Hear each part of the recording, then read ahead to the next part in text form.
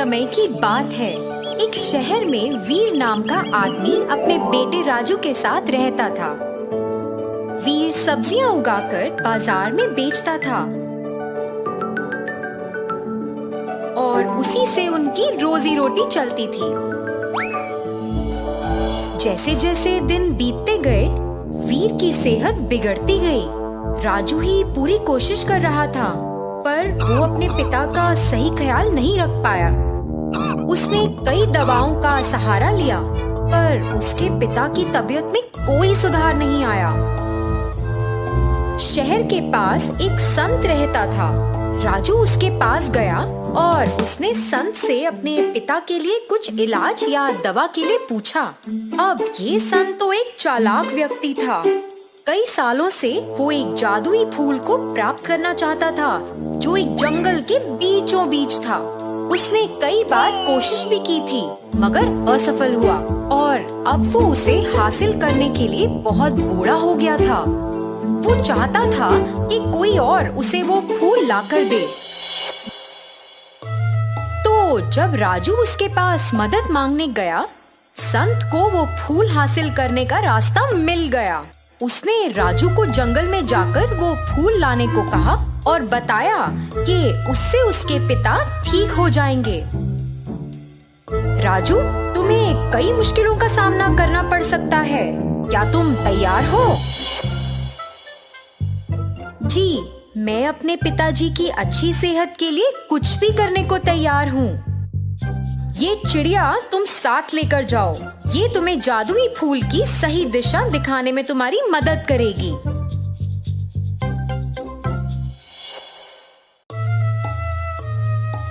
चलते हुए अचानक जमीन से एक कैक्टस का पौधा बाहर आया।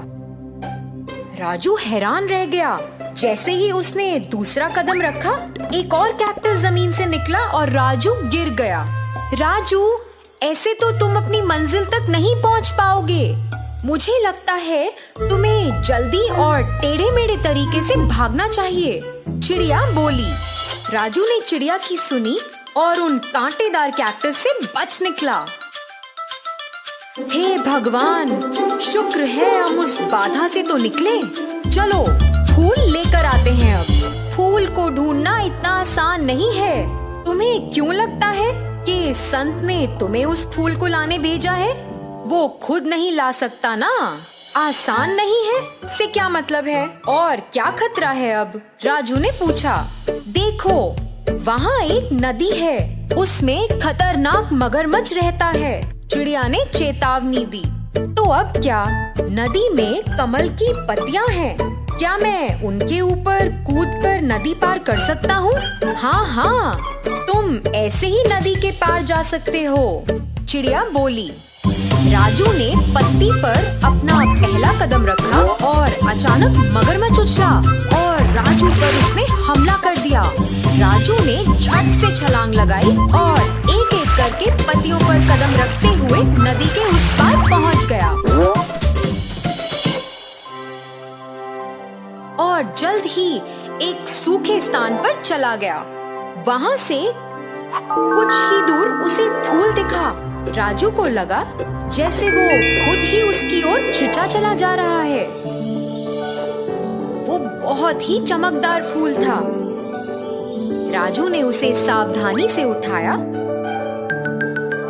और संत के पास ले चला। संत जी, ये लीजिए जादुई फूल। अब हम मेरे पिताजी की मदद करने चल सकते हैं ना? राजू बोला। संत तो राजू की सुन ही नहीं रहा था। वो तो फूल को देखते हुए इतना खो गया था। और फिर चिड़िया ने संत के सामने आकर उसे जगाया। जाओ, यहाँ से चले जाओ, ये फूल मेरा है, संत बोला। संत की ये बात सुनकर राजू चौंक गया।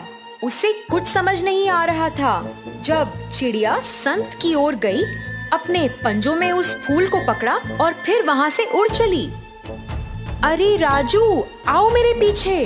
ये बूढ़ा संत तो पीछा नहीं कर पाएगा। जल्दी आओ, तुम्हारे पिताजी को ठीक करते हैं।